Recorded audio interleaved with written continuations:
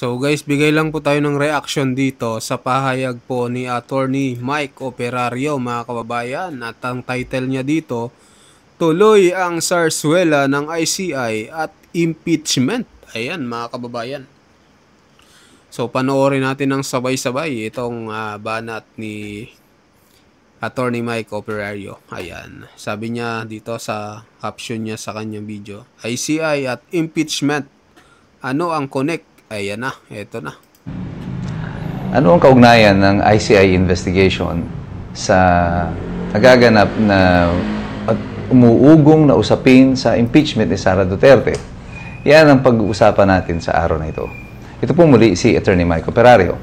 Noon pa man, sinabi ko na, bago pa man na-create yung ICI, na nag-iimbestiga pa lamang sila tungkol dito sa mga flood control, pagkatapos na si Ping Lacson ay mag-assume ng leadership ng Senate Blue Ribbon Committee, sinabi ko na mukhang ang target nito ay ang impeachment ni Sara Duterte. Paano? Well, tignan niyo yung mga senador na tinatarget noon para ma-involve dito sa flood control. Si Joel Villanueva, Chis Escudero, Jingo Estrada. At eventually, ngayon, pagkatapos ng di umano ay investigasyon ng ICI, ito na nga yung lumalabas ng mga pangalan, nakakasuhan din daw nila. Joel Villanueva, Jingo Estrada, Chis Escudero, pero dinagdagan ng iba pang mga hindi na nakaupo na senador, sina Bong Revilla. Bong Revilla, si Nancy Binay, at saka isinama rin pala ang isa pa na nasa majority, lumulutang din ng pangalan, si Mark Villar. So, apparently, sa lahat ng kakasuhan nito, magkakaroon lamang ito ng adverse effect doon sa bilang ng mga senador na pumapabor kay Sara Duterte. Kasi kung magkakaroon ng impeachment ngayon with 9 senators in favor of Sara Duterte, the impeachment is dead. Ngayon, kung mababaliktad nila ito, si Bato de la Rosa ay papaaresto nila, kakasuhan si Villanueva, kakasuhan si Jinggoy, si Chis Escudero, posibleng mabawasan ng 4 ang bilang. And therefore, impeachment is now proper. Iyan ang computation na binibigay ko. Noon pa, sinasabi ko sa inyo that this is a possibility. And habang papatapos na po yung taon, makikita ninyo, nag-iingay na naman dito sa Kongreso, yung mga pink, yung dilaw, at kunyari, yung yun naman ang tinitira nila, accountability, yung confidential fund, pero ang direksyon, ay kagaya na sinabi ko noon, bubuhayin na muli ang impeachment under the guise na kunwari ito ay nasa proseso lamang ng paghahabol doon sa mga culpability, may liability. Nakakapagtaka dito sa mga ito, sa mga pink, sa dilaw, sa pula. Liability ang hinahanap nyo doon sa 125 million, pero doon sa billion-billion na nawawala na pera, ay tahimik na tahimik kayo. At nagsisisigaw lang kayo ng kulong na yan, mga kurakot. Diba? Masaya na sila doon para magmukha lang kunwari na meron silang nagawa. Pero sa totoo, hindi naman nila mapangalanan. Sino yung mga kurakot na sinasabi nyo? Si Romualdez nga, hindi nyo mabanggit yung pangalan eh. Diba? Lalo na si Bongbong Marcos. So, nasaan yung pananagutan na sinisigaw ninyo? Wala. Pakiramdam lang nila, ang taong bayan, hindi nyo alam kung ano nangyayari. Akala nila, we will all be fooled ng mga theatrics na ganito. Na kunyari, ay merong call for a accountability. There is none. Itong dahilan kaya wala nang naniniwala sa inyo dito sa dilaw, sa pink, very limited na yung kanilang base. Kasi yung hypocrisy is very evident at very manifest sa kanila sa sitwasyon na ito.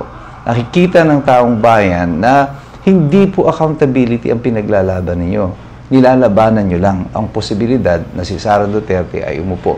Now, if Sara Duterte will be impeached by reducing the numbers of the senators na pwedeng mag-oppose sa kanila, well, yung alliance ito ng pula, ng dilaw, ng pink, at saka ng kasalukuyang administrasyon, sigurado magigiba din.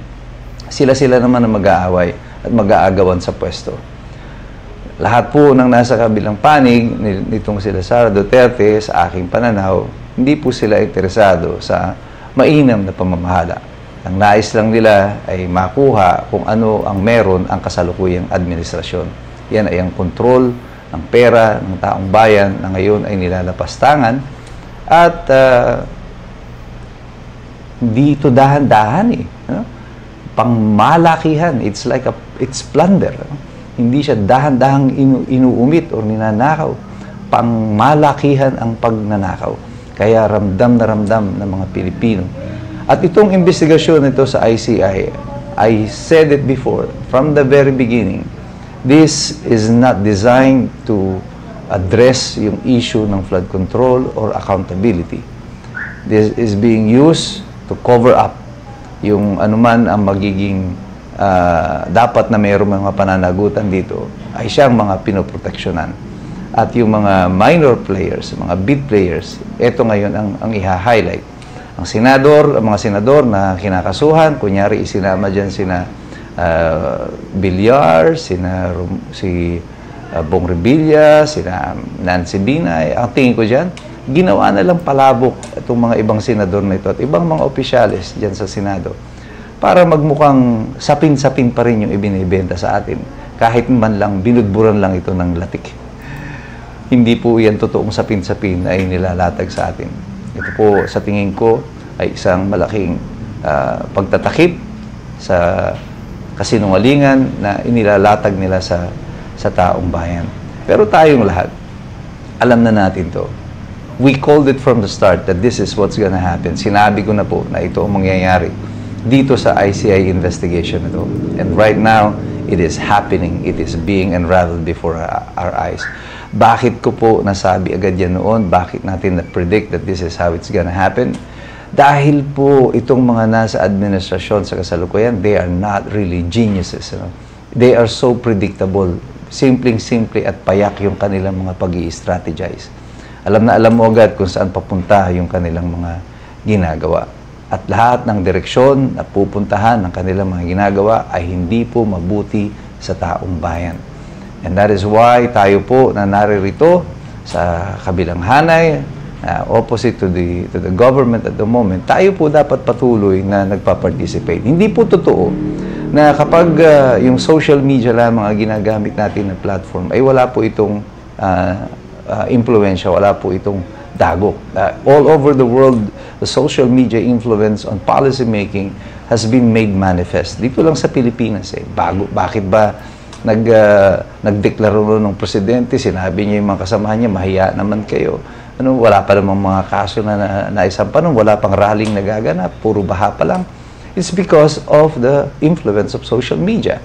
People are now gathering through social media. Kaya tayo pong lahat, we participate in all of the discussions. Mag-engage po tayo sa lahat ng diskurso na nakakaapekto sa ating bayang Pilipinas.